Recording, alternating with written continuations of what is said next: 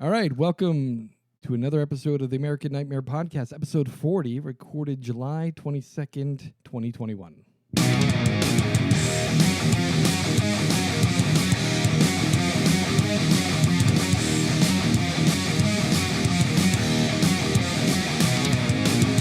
Woohoo! Woo-woo. All right,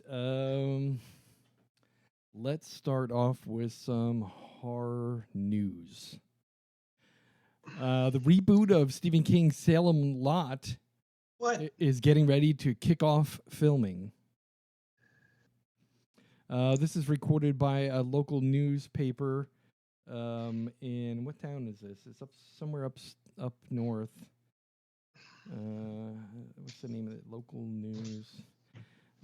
Basically saying that it's announced in that town that the latest reboot of Stephen King's vampire horror Salem's Lot, written and directed by Gary Doberman, who wrote It, Annabelle Comes Home, etc., Oh, nice. is going to begin filming in Ipswich, Massachusetts. Looking forward. This is Looking forward. reported by the local Ipswich Daily News. And quote from that article, It writer Gary Doberman will direct, according to Variety magazine. In addition to the novel, in which was published in 1975, King also wrote the movie script. The book was adapted in 1979 into a miniseries starring David Soul and Ben Mears, and it returns to as Ben Mears, who returns to Jerusalem's Lot, only to discover some rascals turning the townspeople into vampires. Another TV movie was made in 2004, which starred Rob Lowe. So this is the first time that this has ever been made into a big screen movie. Cool. Nice. Kind of excited for it. I mean, there's a I am, decent for sure. writer behind it. It looks like it might be something worth watching. One Yeah. of my favorite childhood movies, for sure. Yeah.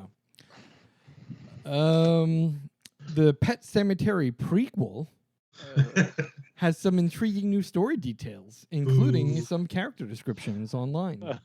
Oh no. According to the Illuminati, sources say that Pet Sematary prequel the film will explore the early life of Judd, Huh. what kept Interesting. him in Ludlow, Maine, and what friends he had in childhood. So really, basically, if you ask me, it's the whole beginning of the fucking book that was never in either of the movies. So that's kind of cool, I think. I think as long as they don't stray too far from the book, that it'll be good, because there's so many. So was that first half scary though? Or Oh yeah, because because of his sister, right? no, Yes. not only that. No. Judd, remember, he talked about the Or no, first. that wasn't his sister. That was No, right. that was Judd's the old man next door. He's the old guy. okay, gotcha. So he Fred Wynn. right. He played part in burying a kid who resurrected. I can't remember the kid's name, but Yeah, there was wasn't it his son or something? no. It was one of his. No? It was when he was a kid. It was like one of his buddies, okay. one of his pals, and That's right. along with a bunch of other pets from the kids in the neighborhood. I talked to you guys before. There was a cat. Yeah, I remember that. There was a cat named Micmac that was in the story too. That was like a badass cat that was really evil, and he got resurrected. So I'm excited to see if they do a prequel that just covers the story prior to the family moving to Massachusetts. That'll be awesome. Yeah. Prepare to be disappointed.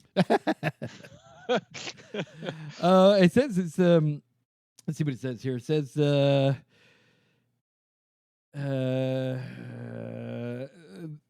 says it's a story about Judd. Appears to have it all, gaining some things he wants in life through easygoing disposition and charming smile. This inspires pain and resentment from his best friend Manny, the only Native American in a primarily Caucasian town, which led him to be an outsider.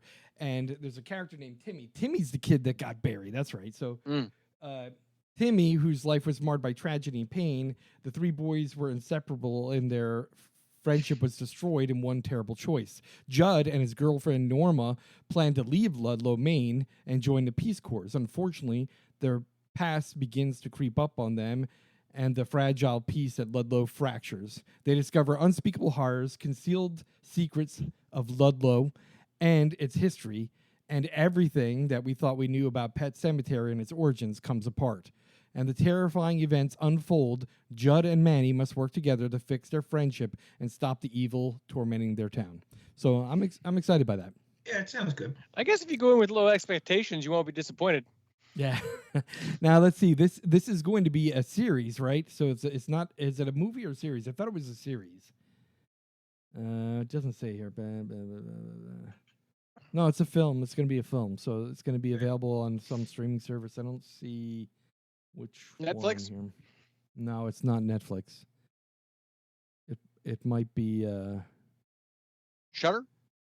I highly doubt that. Would be nice, but I doubt that. It's probably Amazon or the new Paramount service. All right. Malignant official trailer posted for HBO Max last week, and it looks fucking awesome. That's the one I was thinking of. Instead of the Unholy. Malignant. That's the one I was thinking of. Yep. Yeah. So Malignant is That's September or no? That might. Yes. I don't have a date in the notes that I took here. I just looked at the video on YouTube and read the plot. The plot says Malignant follows Madison Mitchell, who is suffering from a bizarre, terrifying visions of brutal murders.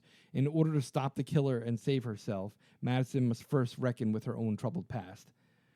This is written and directed by the dude that did the whole Conjuring thing. What the hell's that guy? James Wan? Yeah, James Wan. Yes, Wan. Yes.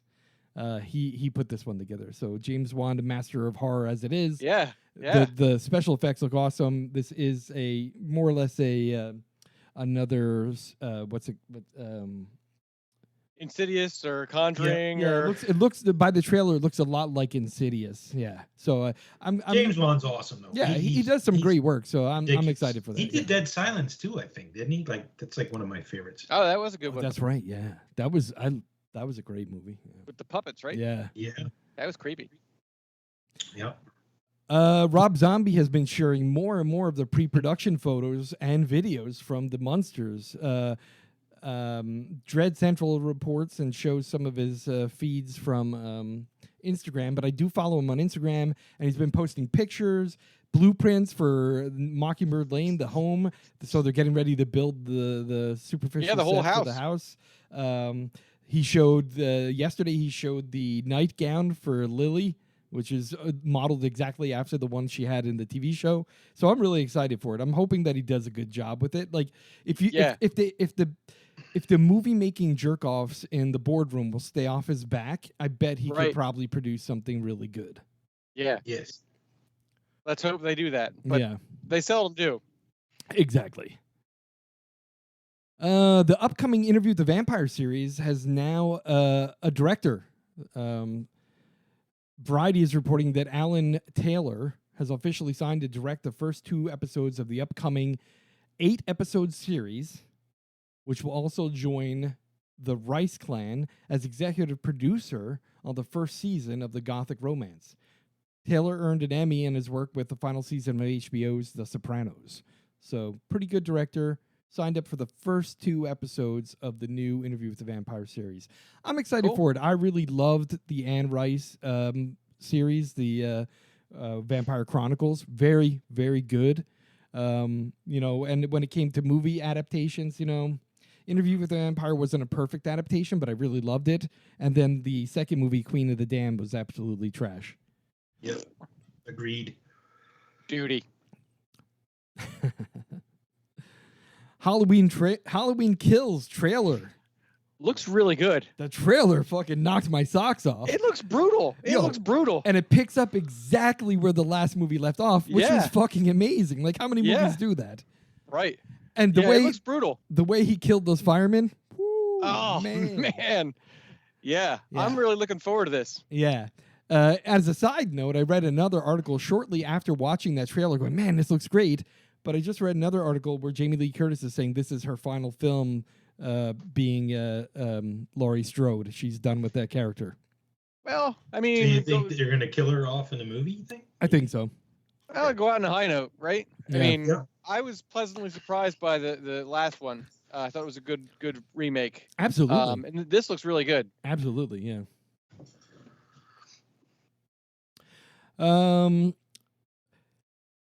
Bassam Tarak to direct the Marvel film starring Mahershala Ali, Blade.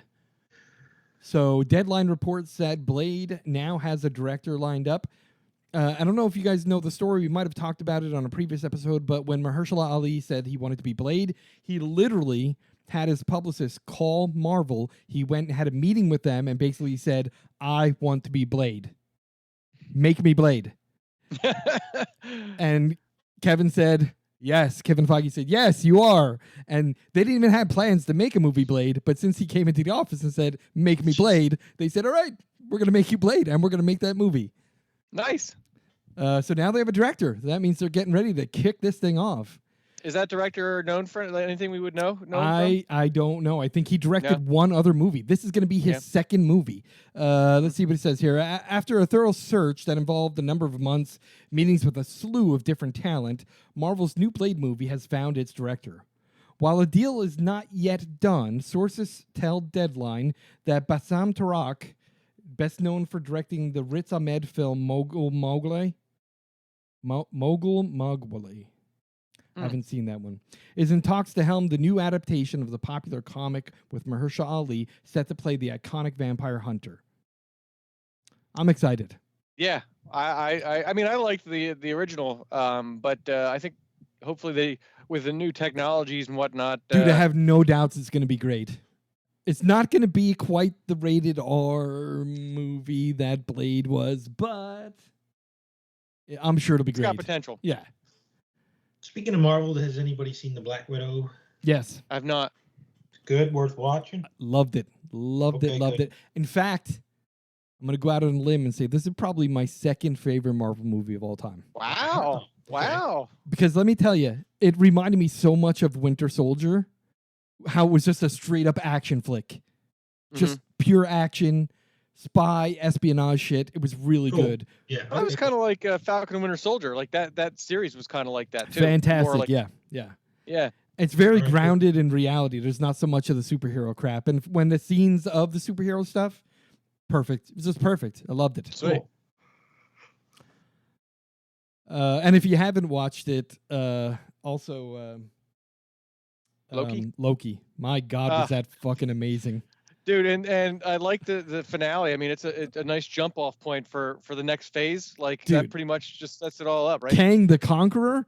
Yeah. He's the next, Thanos level villain, and everything will tie into that. In fact, they already announced that they'll be doing what's it called? The Secret Invasion as a TV series. Oh, sweet. So that means this is all going to lead up to Secret Wars with Kang. That'll be awesome. It's going to be amazing. I can't even wait. I hope they do Battle Planet. Would that be awesome if they did Battle Planet? That would be impressive. Holy shit. They can't do Secret Wars without Battle Planet. So I'm stoked for it. I really liked the alligator version of Loki too. That was pretty that guy was vicious. Yeah, especially when he bit off Loki's hand and he just screamed at the top. What the hell? Why is there an alligator in here? That's a Loki too. That was awesome. Writer-director Lee Cronin gives a sneak peek into Evil Dead Rise, the next Evil Dead movie. July 13th marked the halfway point for filming and production. I posted a link here that I'll put on our website, and I'll also post it on Facebook to the Twitter feed for Lee Cronin. He has some photographs from the set of filming Evil Dead Rise. Oh, sweet. Story takes place in Los Angeles, according from the things that I've seen in the photo. It's all L.A. locations. Wow. Very excited for it. And the Fear Street trilogy on Netflix has been a success. Record number of people watching those three movies. It's good. Back to back. It was fantastic. I've only watched the first one so far, and I enjoyed it. I think we might watch the second one this weekend. Let me just tell you, the first one was so good. I'm like, you know what? Yeah. That Friday that the second one came out, I watched the first one first. I'm like, you know what? I'm just going to watch the second one right away because this was so good. And the second one was even better than the first one. Yep. And then I watched the third one when it came out, and the third one was even better than the second one. Awesome. It was amazing. I can't believe somebody wrote this shit. And it's based on a Goosebumps novel? R.L. Stein? Yeah. Yeah. It was yeah, amazing. Supposedly they're working on some, because it did so well, they're already talking about like another set. That would be awesome. First of all, his writing is pretty good. My kids used to read their stuff, and some of it was a bit scary for kids. But this was totally adult. For yeah, sure. man, was this a great 3 movies back to back? And you know what? Not even once did I look at my watch and go like, "Oh, No, is this going to be any longer?" fairly long. They're close to 2 hours each. Yeah, but they were so good. So No, that's good. what I said. You didn't want them to end. Yeah, they were good. They were I'll have to awesome. watch the rest of them. Yeah. Yeah, the third one is 1666. 66. Yeah, freaking amazing. So they go backwards. Yep. Trying to find the origins of how those towns became so diametrically opposed to each other. Yeah. In the way that they're. And Yeah, the reveal at the end is fucking amazing. It's just an amazing movie. All three of them are just great. The second one is a good example of that, Chris. You'll see. Yeah. How the two towns just sort of clash. What is it? It was 1994, then 1976, or 1978. What was it? 78, right? Yeah, I think it's 7. I don't remember. Like 78, I think. Yeah, and then the third one is 1666. Yeah, really good stuff. Loved it.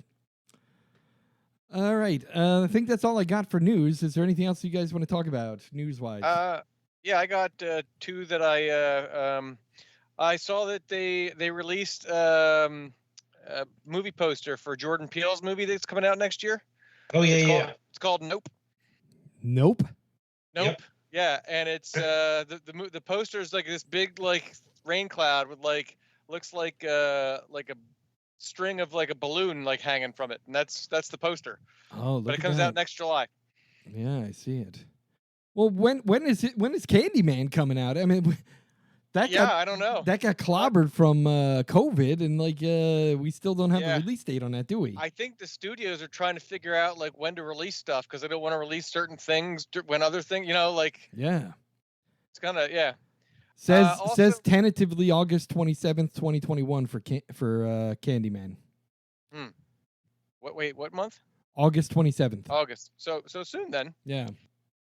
The other one is the Ari Aster A24 movie that's they're working on, Disappointment Boulevard. So they've named a few actors. Joaquin Phoenix is going to be in it. Oh. And Michael Gandolfini, who is James Gandolfini's son. Yeah. And Nathan Lane. So they're not really sure. The movie's has been pretty hush hush as like what it's about and stuff like that. But Ari Aster and A24 usually put some good shit out there. First of all, the psychological level of the shit in his movies is brilliant. Yeah, so those are the 2 things that I had read over the last couple weeks. Nice. And then, Craig, did you have any? Nope, I'm good. And I besides the Fear Streets, I did watch the Conjuring, The Devil Made Me Do It, which was just meh. Yeah. And Werewolves Within, which was awesome. That was pretty good too. Yeah. Yeah. I really enjoyed the that. The Conjuring 3 was, there were some great parts to it, but there were parts of it that were like, like I just was waiting for something more. Yeah. Like it's like eating like stuff that's only semi-sweetened and it tastes okay, but you're just waiting for that little bit extra for your taste buds to really kick in. And I was disappointed in it. Yeah. Yeah, it was too much courtroom, I guess, right? It was. Yeah. That's all I had then on news and stuff that I've been watching. Excellent. All right. Let's move on to our favorite part, the top 5. And this month's top 5 is top 5 non-supernatural serial killer. That put a bit of a challenge onto it because when you think about some great serial killer films, there's some supernatural element in a lot of them. Yeah, what I try to do is stick. I found a ton.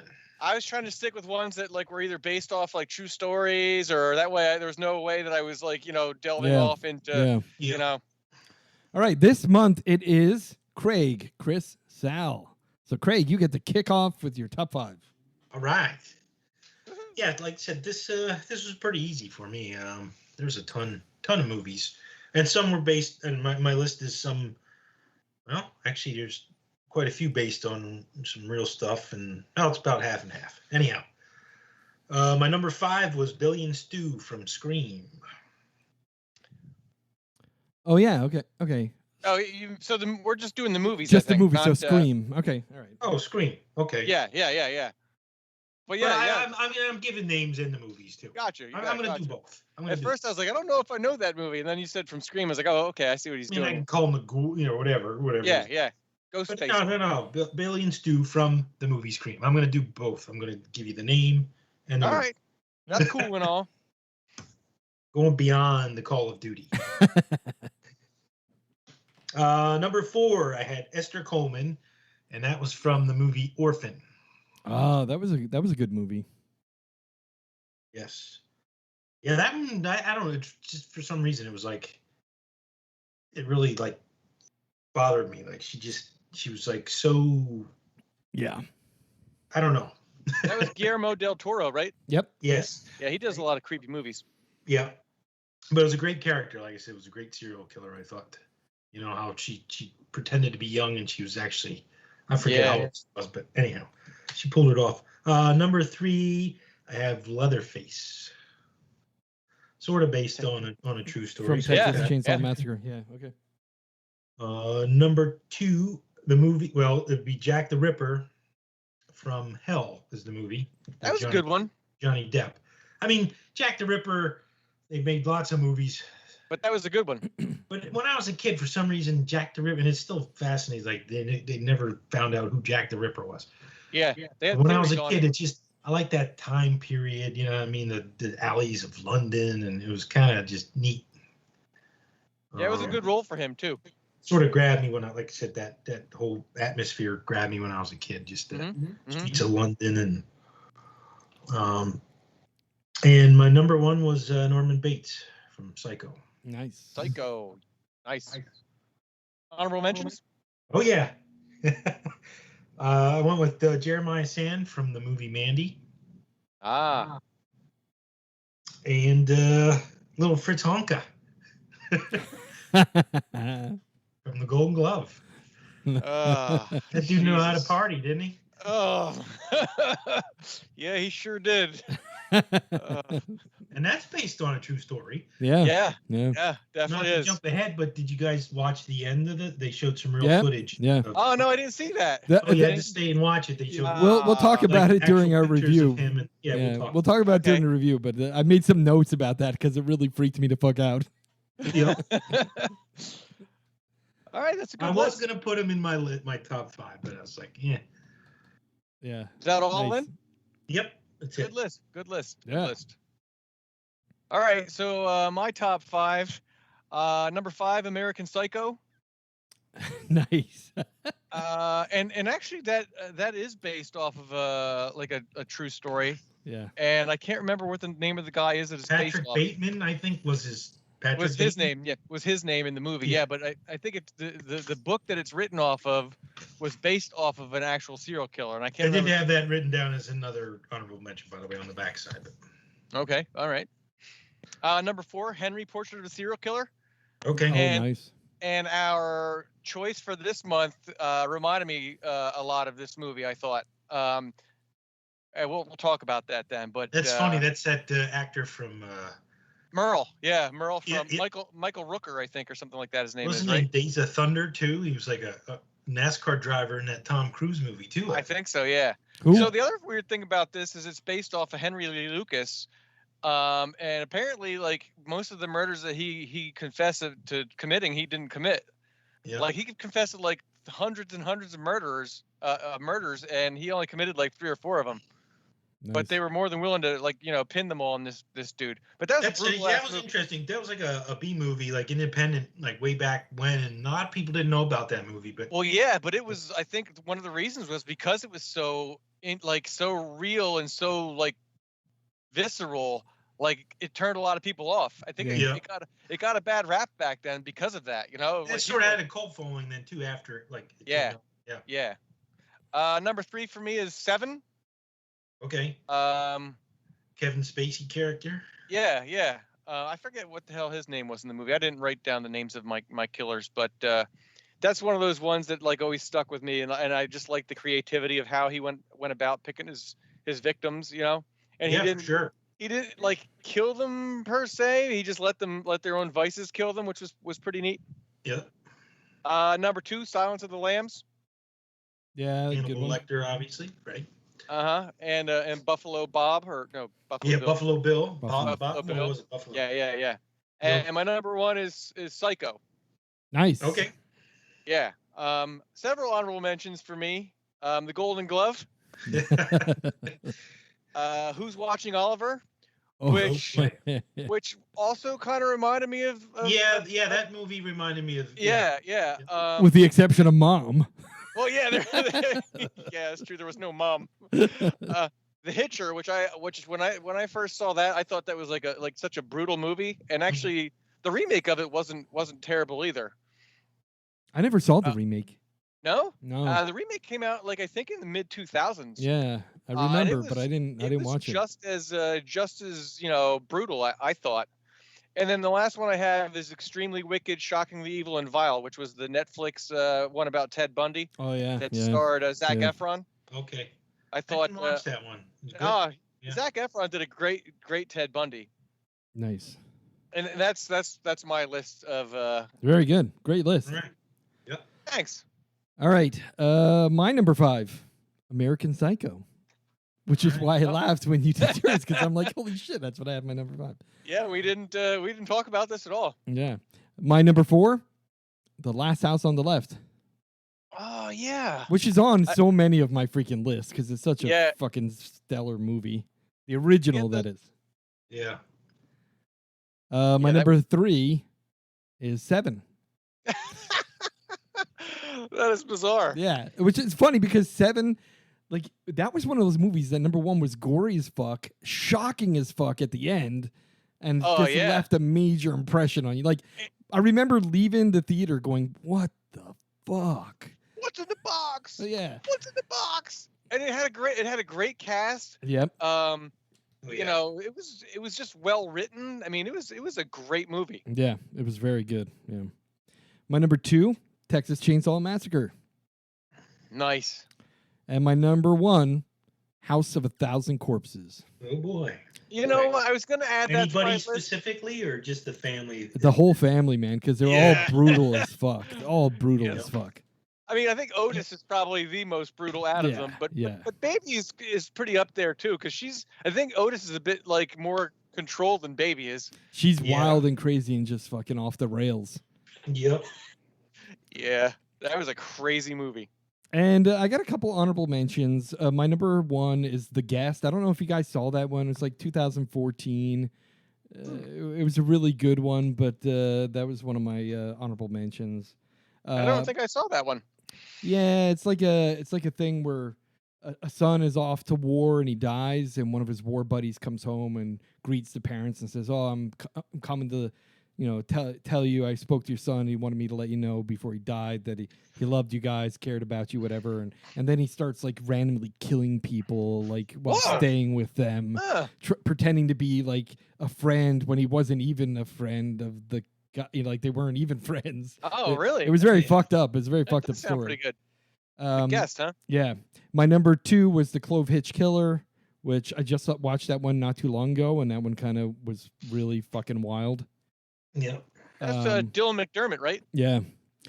And then my number 3 was 3 from Hell, which it was a toss-up between number 1 being 3 from Hell or House of 1,000 Corpses. I really liked the inclusion of Richard Brake in 3 from Hell. Yeah, he was great. Yeah, which really wanted me to kind of put it as number 1, but I thought, you know what, House of 1,000 Corpses is the original, so I made that my number 1. But it was also at the loss of Sid Haig too. Yeah, which was sad. It kind of. I mean, the reason that he was in it was because Sid died, and they needed to fill that third spot. So. Yeah.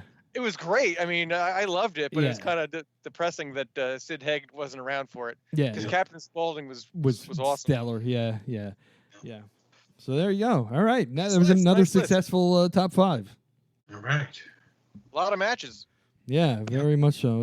Again, I'm surprised you didn't go with Jigsaw at all. Chris. I was going to. I was trying. Like I said, I was trying to base them off of stuff that was more real, just so I could avoid going into slasher territory or going into supernatural territory. And so I stayed away from that one. Yeah. I love those movies, but I was trying to stick with stuff that was a little bit more, based on reality.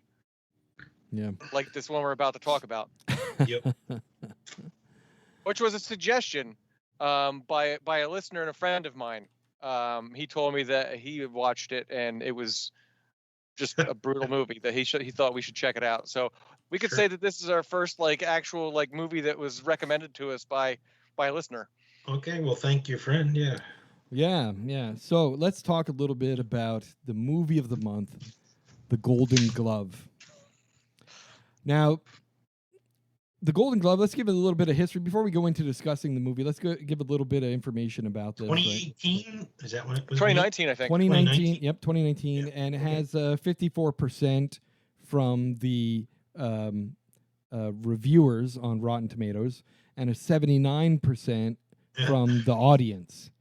Clearly, those people that do reviews for a living don't know what the hell they're talking about. Exactly. I think most of them probably turned it off after like the first 10 minutes. Yeah, let me just say that. We'll go a little further here. So it's a German film, German language film. It does have subtitles. Directed by someone by the name Fita Akin. And apparently he's done quite a few movies that are well liked. Yes, and unfortunately, it seems that even in Germany, when this one was released, it got really bad reviews in Germany. And the other interesting thing is that the actor that played Fritz Honka is a 29-year-old young dude. Yeah, he's an attractive guy too. Yeah. Like, he's like a good-looking dude. Yeah, but the makeup that they did to transform him was phenomenal. Oh my God, he's repulsive. Yeah, absolutely. It was a fucked up movie. Like, I had to pause it once or twice because I was appalled by the shit that was going on in the film. I had a shower after I watched it. Yeah, it was really. Yeah. And then the thing is, I felt like I wanted to drink and smoke. Be honest. Yeah. Yeah. So I'm looking at the film and I'm cigarettes. Yeah, and I'm thinking I gotta know a little bit more about this. So I just quickly did like a Google search and I find out, wait a minute, this is based on a real serial killer? Yeah. Holy shit. It blew my mind. And I'm like, then I was even more creeped out by the whole thing because I'm like, holy shit. So apparently this guy was a serial killer in Berlin, Munich. Munich, from Hamburg, right? Hamburg, Germany, 1970 through 1975. He murdered 4 prostitutes. And to call them prostitutes is I think they were retired prostitutes, maybe. Retired. So I was looking up the history. Long retired. Yeah, I was looking up the history of it. So basically, during this time in Germany, there was it was very poor. Unemployment. A lot of unemployment, a lot of depression. It was East and West Germany. Yep. Yeah. But it was on the non-communist side, right? Correct. So right, West Germany. But Hamburg was part of West Germany. Right. But there was still a lot of poverty there, staggering amounts of poverty. Oh, you could tell watching the movie. You're like, imagine what East Germany was like. Yeah. But not only that, alcoholism was like at its peak in the 1970s in Germany. And they like crack. I'll say. Well, and they were all drinking like the cheapest shit schnapps that you could find. You know, it's like, man. He'd come home with that grocery bag full of like 5, 6, 7, 8 bottles of schnapps, and he stacks them. And then he's smart and he locks them up because he knows all the prostitutes are going to try and drink them. But he's a conflicted character because on one point he's trying to appease this inert sexual desire he has, but he's an unattractive man and he really doesn't have many choices. So instead, what he does, got all those like titty magazines, plastered all over his all apartment walls. So clearly, he's not mentally sound as an individual. You could tell that he was kind of a slow dude, right? Because he was a janitor. I would have liked a little bit more of a backstory. I mean, they did say that he came from a family of 10. Well, his dad was in a concentration camp. So you can tell like he got messed up somehow from family, or So and that one dude was his brother that showed up. Yeah, his brother wasn't the swiftest either, right? Well, did you see the comments that his brother made about drinking? Why Germans drink? Did you see that part? Yeah, that was awesome. Yeah, I was like, fuck. If I were in Germany in 1970s, I'd be fucking drinking too every day. Yeah. But so the movie is shot so well. Like the filth in his apartment was appalling. I felt dirty. Yeah. I seriously felt Yeah, dirty. it was gross. See all the little the car air fresheners hanging off of the ceiling. Which by the way, when I read the article about when he got when they found out about him, is the amount of these evergreen car air fresheners in his apartment trying to hide the odor of rotting corpses. No, it was covering up the Greek food smell. Right. Yeah. And that's the those best. damn Greeks downstairs. That was the best part when that one prostitute comes in and says, "Oh my God, your room stinks so bad." He's like, "It's not me, it's those fucking Greeks downstairs. They fucking cook. They cook mutton and fucking filth all day long."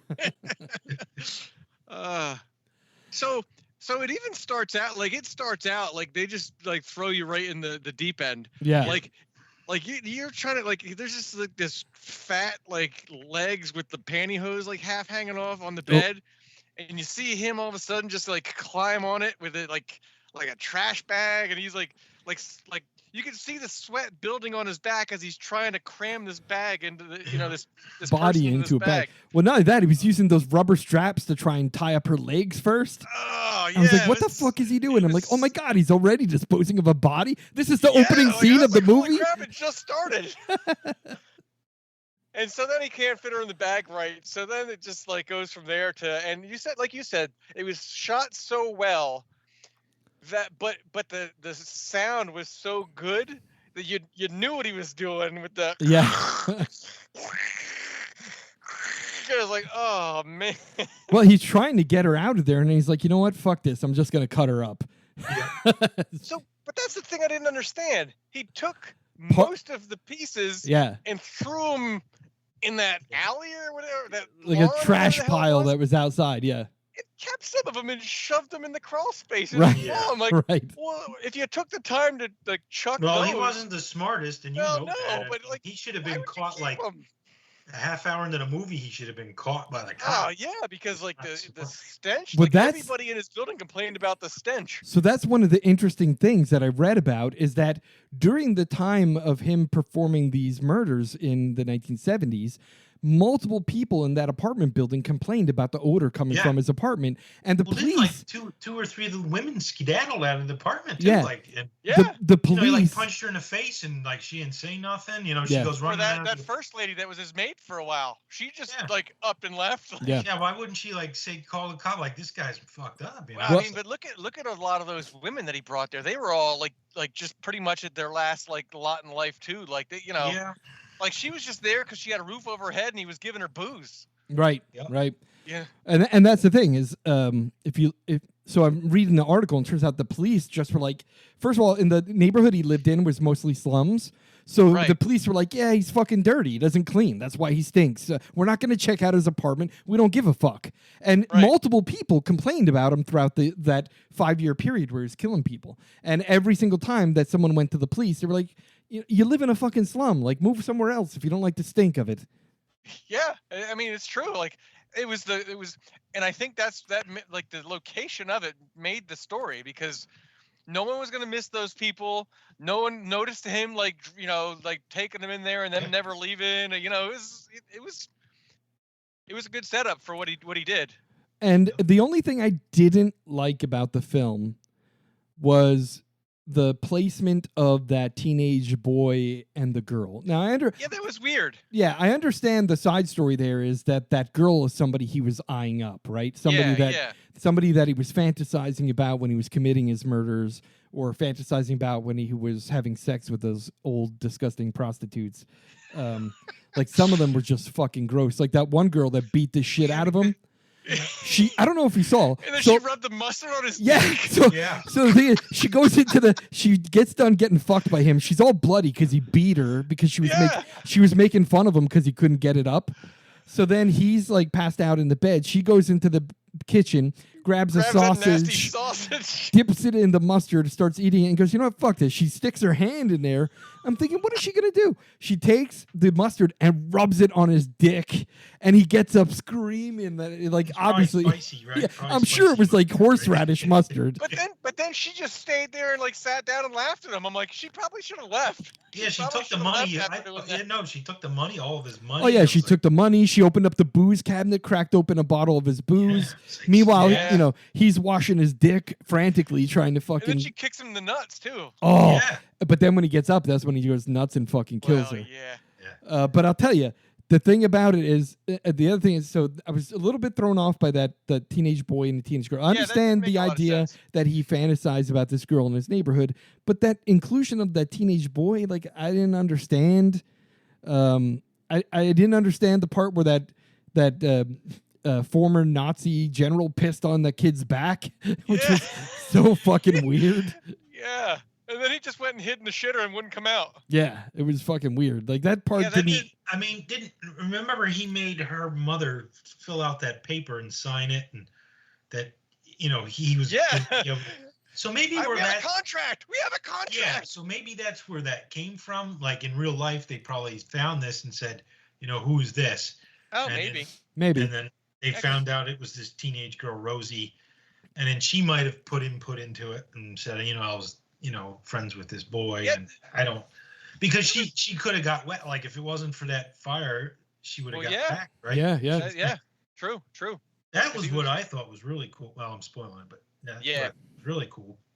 There were some funny parts to it too. Like you mentioned the Christmas trees before, but the one time where he like shoved more parts into that stinky hole and just grabbed like a handful of the trees and threw them in there with him. I'm like, yeah, Oh. that's gonna work. No, better than that is when he opened up the cubby hole to throw that other body Oh, in it, and he and he immediately barfed. puked. Yeah, He he barfed immediately it. just puked. He's like, "Ugh." I'm like, yeah, no shit, asshole. That's why you don't put Or when dead bodies or in when there. the maggots from the thing started dripping into that girl's soup. Well, yeah, at the end of the movie, that was the worst part. And I read about that. That was all true. That all happened. Oh, that's so nasty. The neighbors had complaints about the maggots falling down through the fucking roof above them. And it was the day before the fire. But then when that fire happened, that was the other thing. So in the article that I was reading about the true guy's life is that he seriously did come home, see his apartment on fire, or the apartment below him. He told the fire chief that I live in the attic. That's my apartment. Yeah. Not even thinking about the fact that it's if he just gave away that if they go up there and find bodies, right there he is. And then You know once what I thought? I thought this was going to be, and this would have been a fantastic ending. I thought it was his apartment on fire, and all the evidence is gone. Yeah, I was Yeah, thinking the yeah. same That's thing. what I thought. That's what I thought too. but then you saw That the would've been, fire like great, like it's all burned. right, but you saw the fire chief go, yeah, check the attic and make sure there's no smolders up there yet, that there's nothing Yeah. still smoldering. Oh, that that it- was Dude, yeah, the once first you said guy that, I out was like that's froze what- up. and He the- sprints out, takes his mask and off, and just just pukes. throws up. yeah. And then another guy, and then before you know it, the cops are there, they grab him, they arrest him, and that's literally how he got arrested, by being a dumbass. No, like I said, he wasn't smart. No, No. not at all. And I thought another part he would have got snagged was the work. When he was Well, Trying to yeah, ho- he was like just trying to hanging bang out. his coworker. Like, why didn't they say anything? Either? Yeah, Yeah. yeah. Well, it seems like whatever was going on in Germany at the time, people just didn't talk. Yeah, People, and that boss is like, I don't care here. You know what I mean? Like, Yeah. like just take the like. It was hard just finding good employees. And Yeah. Yeah. He's like, oh, I'm going to be dedicated, and then the guy's like, I don't care. yeah. You The, know, so the cast of characters at the Golden Glove are pretty interesting too. that's like a the- real place too. I think. All them weird dudes, like each had like their own little backstory. I think that was his regular hangout too. That's I think that bar I still know. is there. My favorite part is the guy they call Anus. Oh yeah. Well, that's when they first called to him. I'm like, I know German names are a bit different than ours, but doesn't anus mean the same thing in every Yeah. language? And then he's there, blah, blah, blah, blah, blah, Anus. Anus. And they go, Anus. Yeah. And then they said that they called him. I can't remember why they called him that, but that wasn't his real name. Yeah, Like, it none was of them a had their real fun- names. It was funny as fuck. It was funny. And then, Yeah, and there was some comedy to it. yeah, Yeah. there were some funny things. There was a lot of really fucked up shit. It gave you a really interesting view. And then the part that I found really disturbing was at the end when the movie was finally over, they arrest him. During the credits, during the whole credit time, they were showing actual photographs of his apartment. Yeah, I missed that. Yep. And it was Identical. uncanny. Identical Uncanny. Like the set designers made it look exactly like Even the photographs. creepy little Spot on. dolls, the creepy, The little creepy in the dolls, Yeah. the creepy dolls on the couch, the Like big those, he really had. Like, Saw. that big There's a sewn saw. ashtray, the there saw. was that. There was that like wooden like penis. I thought for sure someone was gonna The- get hit with Dude, that. the wooden penis, the liquor cabinet where he locked up all his liquor, all that stuff, Yeah. the kitchen, it looked exactly like the photos. Everything, Yep. like, It was it's like, spot on. even the Spot on. placement of the nude photos on the wall, the set Yep. designer, like, did everything like for like from the photos. Yep. That was the other part that disturbed me was like each chick like he tried to get it up and couldn't, and so he's sitting there like jerking it Dude, to Yeah. those pictures on the wall. Yep. here's the And thing. one girl, he went and grabbed the sausage and fucked her with the sausage. And then the other girl, I think he grabbed like a candlestick or something like that. And like, yeah. I'm like, holy shit. And they're just like laying there. Like, I'm like, man. Yeah. They're all this- wasted too. That's the other thing. That's why I couldn't get. Dude, he's Dude. just like wasted. They were blitzed out of their minds because he filled a drinking glass with fucking schnapps, and then they just go bloop, down it goes. Yeah. Yeah. Like, I'm sure those ladies were dry as the desert, and he was as limp as, you know what I mean? It's like, Dude, and that's the other thing too. They showed his dick a bit too much for me. Yeah, I I was thought. just gonna say, these European movies, man, nothing but dick. There was dick constantly, yeah. and the only tits you saw were sloppy old lady tits that were Oh my horrifically God, bad. dude, It's they only were- like twice, you know what I mean? It Even wasn't when he's jacking off, I'm pretty sure that was his dick in his hand. Like he was like Oh, pounding yeah. away No, at it. no, I'm like, yeah, what that the was- fuck are they showing this for? I gotta Uh, see him jacking off on his fucking dick in the middle of the apartment. They showed it from behind too, like, It was. Nuts were such like- He's a, got like like- he's got one hand up against the wall, and he plop, plop, plop, plop, you just hear. I'm like, what the fuck? it was such a gross movie. Like it was so like everything it was about it was dirty. That's what gross. I said. It was just, it's so dirty, and it was And like, you could like oh, you could feel it. Like I felt the Yeah. grime and Yeah. the stink. Yeah, Like it was. like you had to take a shower after watching it.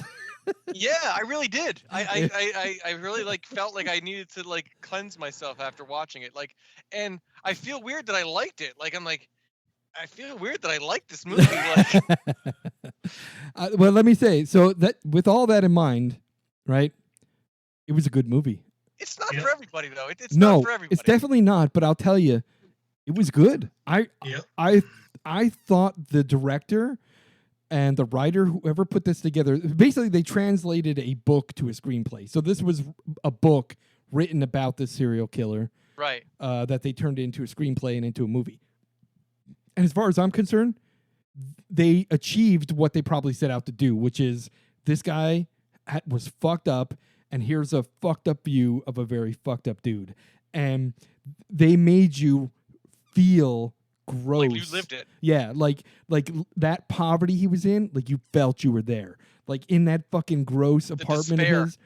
yeah. Like even after that one hooker like cleaned up his apartment, it was still the grossest fucking apartment you'd ever want to see. It was really he gross. was still gross. Yeah, it was the whole movie was gross, but I actually liked it. I think it was probably one of the better serial killer movies I've seen in a while, based So on a here's- real serial killer.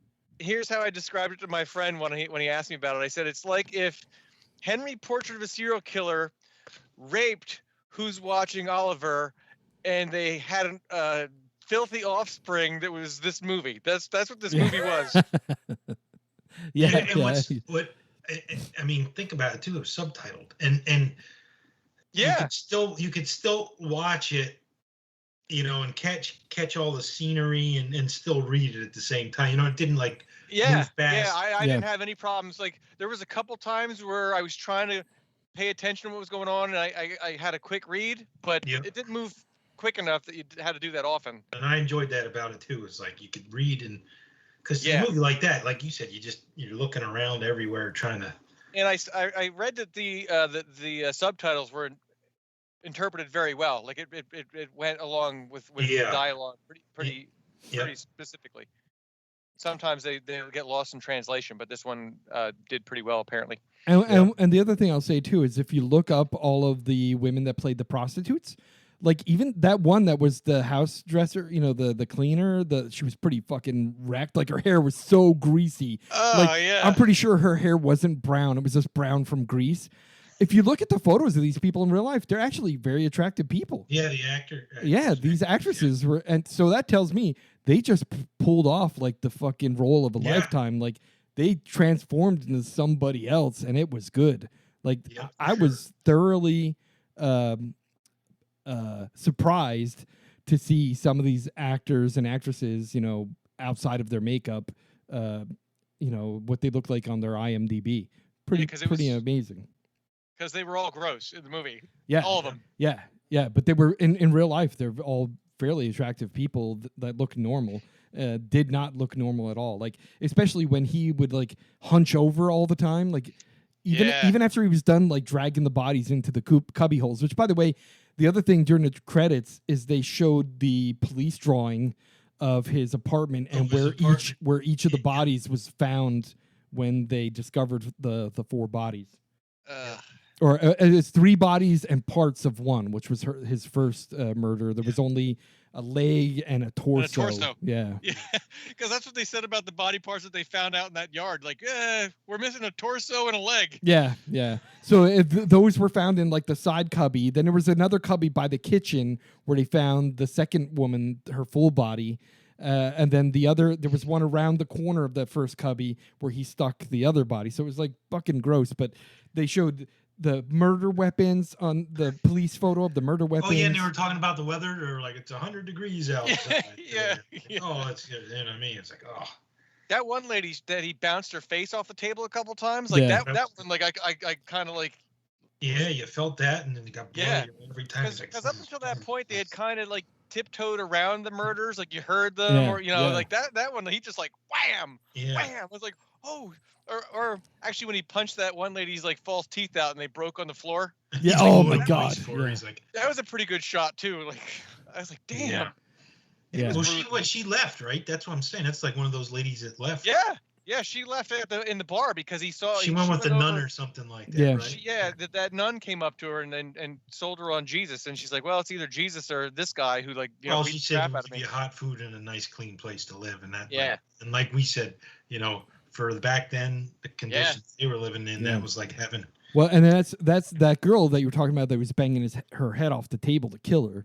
That was the pair of women that he brought back to the apartment. The first one, right? She passed out or died or something. The first one, he beat the crap out of her, and then she went out to the bathroom and left. Yeah, she took off. And then that's when he took the anger out on the other girl and started banging her head off the fucking table there. Yeah. It's funny because when he brought those girls home, he goes, "Okay, the two of you lick each other's pussies."